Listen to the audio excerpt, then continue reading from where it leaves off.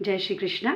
ज्ञानोपासक शिक्षण मंडळ परभणी द्वारा आयोजित माजी मंत्री, माजी खासदार ॲडव्होकेट गणेशराव दुधगावकर शिंदे-शाही राउत खुली वक्तृत्व स्पर्धा द्वितीय वर्ष।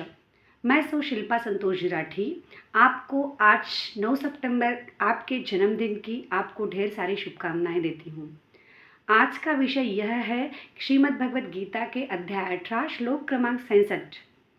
जैसे श्लोक, सर्वधर्मान् परित्यज्य मामेकं शरणं व्रज अहं त्वा सर्वपापेभ्यो मोक्षयिष्यामि मा शुचः।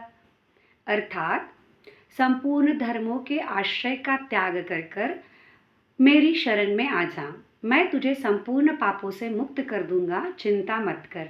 भगवान श्री कृष्ण यह अर्जुन से कह रहे हैं। अब आपका सर दिल से धन्यवाद करती हूँ क्योंकि आपने इस श्लोक का प्रचार प्रसार करने का सुअवसर प्राप्त करवाया है।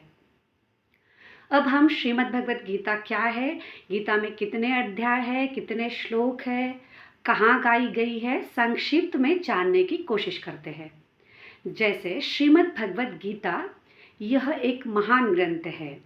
इसमें पूरे 18 अध्याय है, यानी 18 योग है और यह 700 श्लोकों से भरी हुई है।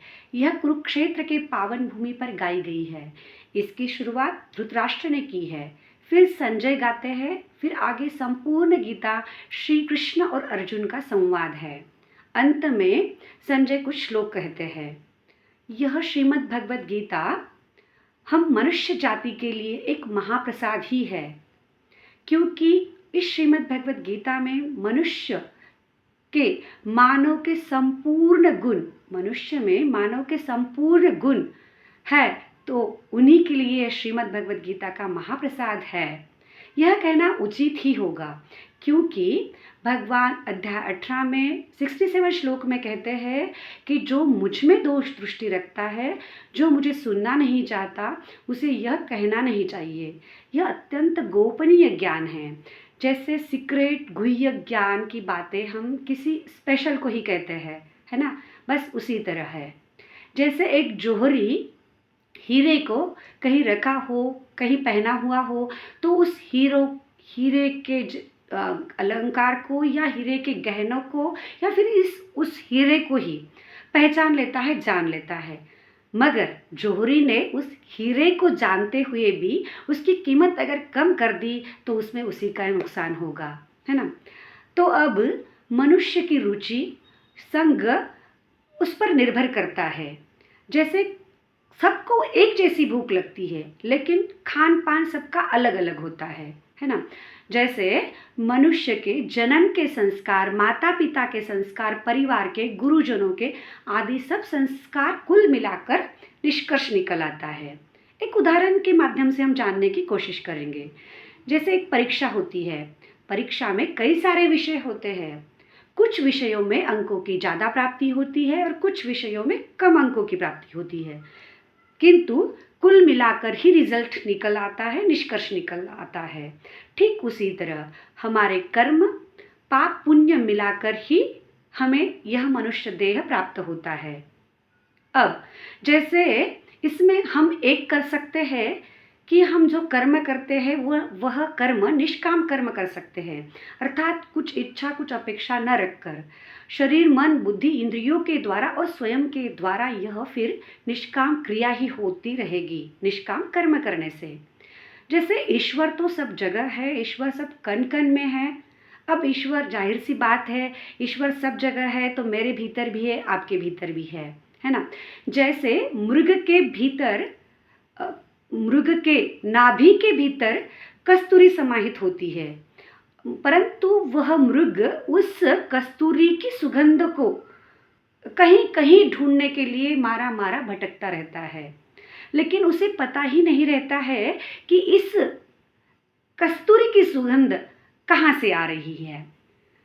जैसे भगवान ने श्रीमद् भगवद गीता में अध्याय 15 श्लोक क्रमांक 7 में कहा है, लोकेशन दे रखा है, ममैवांशो जीवलोके जीवभूतः सनातनः मनःषष्ठानीन्द्रियाणि प्रकृतिस्थानि कर्षति।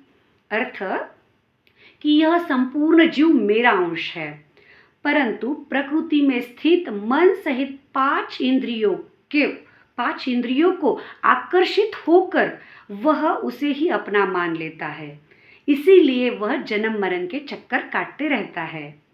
अब जैसे शिशु का शरीर, बचपन का शरीर, जवानी का शरीर आदि सब रूप बदल रहा है ना। आत्मा नहीं बदलता है, प्राणनाथ नहीं बदल रहे हैं, अर्थात स्वरूप में से रूप बदल रहा है। अब यह स्व नहीं बदलता है, इस स्वयं को ही हमें परिवर्तन करना है, स्वयं में ही हमें परिवर्तन लाना है। जैसे भगवान एक जैसी हमारी स्थिति नहीं रखते हैं, हमेशा भगवान हमारा हित चाहते हैं, इसीलिए भगवान अपनी ओर खींचने की कोशिश करते हैं। जैसे हमारे समर्पण में ही हमारा हित है।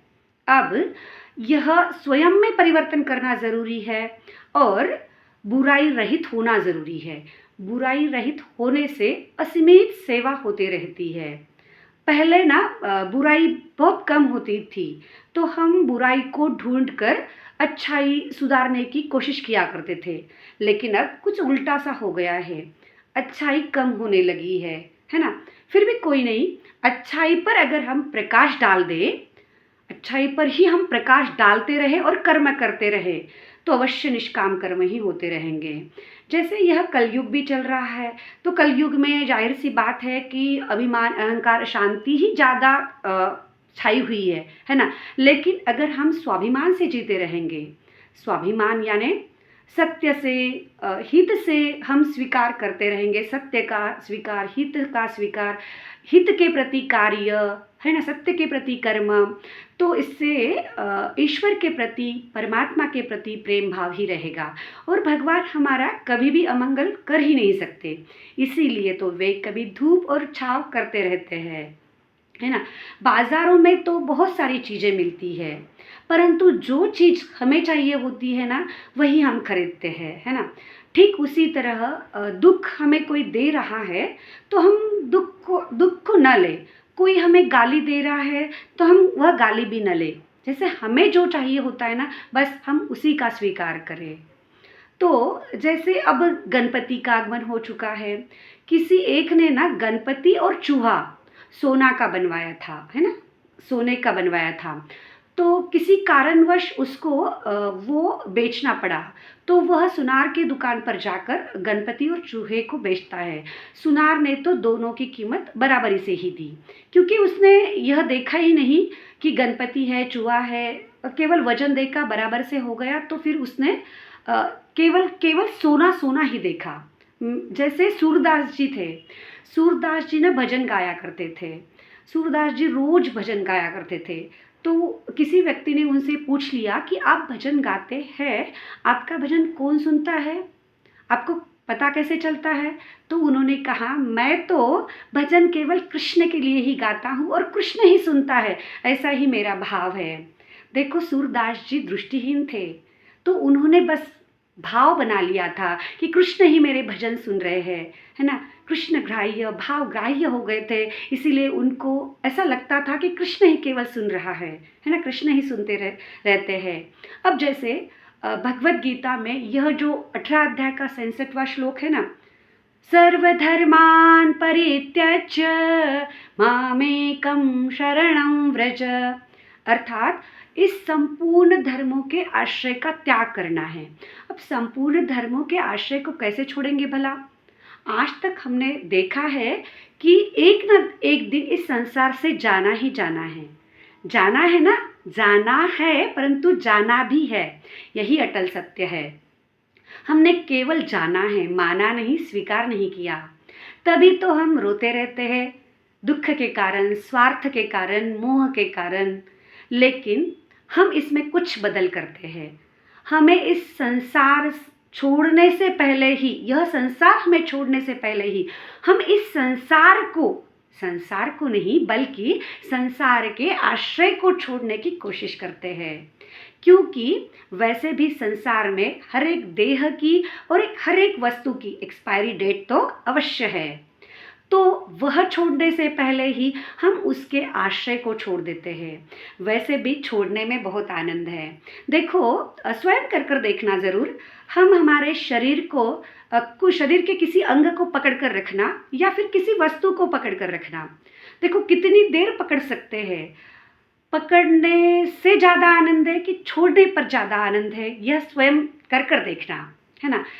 महापुरुष कहते हैं कि गुड़ कितना मीठा है यह स्वयं के चखने पर ही समझ आता है, उस गुड़ की मिठास, उस गुड़ का मिठास का अनुभव।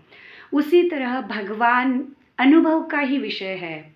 अब आगे देखते हैं धर्म क्या है। धर्म धर्म अर्थात सत्य, सेवा, समर्पण, त्याग और सत्य का ही राह पर चलना, यही धर्म है। धर्म तो जाति नहीं हो सकती, क्योंकि भगवान ने श्रीमद् भगवद गीता में पहले ही कहा है, मनुष्य जाति के लिए यह श्रीमद् भगवद गीता है। और भगवान कहते भी है श्रीमद् भगवद गीता के अध्याय 4 श्लोक क्रमांक 13 में, चातुर्वर्ण्यं मया सृष्टं गुणकर्म विभागशः, अर्थात मैं चारों वर्णों की विभागनी। शब्दों पर ध्यान देना, शब्दों को गहराइयों से समझने की कोशिश जरूर करना, क्योंकि चारों वर्णों की रचना भगवान कहते हैं गुण और कर्म के अनुसार ही मैंने की है। गुण कर्मों के अनुसार चारों वर्णों की विभागनी की है। अब ये धर्म तो जाति नहीं रहा, यह स्पष्ट हो गया है ना। धर्म यानी हम देखते आए हैं, सुनते आए हैं, धर्म यानी सत्यम शिवम सुंदरम, राम नाम सत्य है, यह धर्म है। लेकिन खेद की बात यह है, यह कहने मात्र में ही कहना ही रह गया है ना। इसे हमने माना ही नहीं। सबसे बड़ी भूल यही हो गई है, राम नाम सत्य है, सत्यम शिवम सुंदरम, यह कहने मात्र में ही रह गया, मानने में आया नहीं। बल्कि भगवान तो मानने का विषय है। मानने मात्र से ही श्रद्धा प्रेम हो जाता है, क्योंकि भगवान हमसे अलग है ही नहीं। भगवान हमारे साथ सदा है। इसीलिए तो मानने की ज़रूरत है, अनुभव की ज़रूरत है। जैसे मैं ये मेरा अनुभव शेयर करना चाहती हूँ। अब शरणागति क्या है देखते हैं। शरण में आना क्या है। शरण में आना एक छोटे एग्जाम्पल से शेयर करना चाहती हूँ आपके साथ। जैसे मेरी दादी नानी शादी कर जब अपने दादा या नाना के मेरे घर जब आई थी, उस दिन, उस रात, उस पल से ही उसने अपनी समर्पित देह को, अपने मन, शरीर, बुद्धि, इंद्रियों को कर दिया था। उसी पल से देखो, यह होता है समर्पण। संदेह मात्र भी संदेह नहीं किया था दादी नानी ने, है ना। और परिवार को भी संपूर्णता से स्वीकार कर लिया था। उस संदेह का जो स पर अनुस्वार है ना, उतना भी संदेह नहीं किया था।